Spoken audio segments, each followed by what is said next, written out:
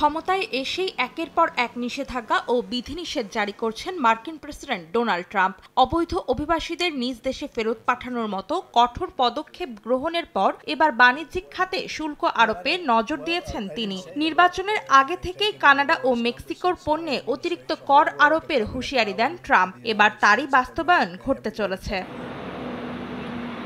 Canada এবং Mexico থেকে আমদানি করা পণ্যে 25% শুল্ক আরোপের ঘোষণা দিয়েছেন মার্কিন প্রেসিডেন্ট, যা শনিবার থেকে কার্যকর করা হবে। তবে এই পণ্য তালিকায় তেল অন্তর্ভুক্ত হবে কিনা তা নিয়ে এখনো কোনো সিদ্ধান্ত হয়নি বলেও জানান ট্রাম্প।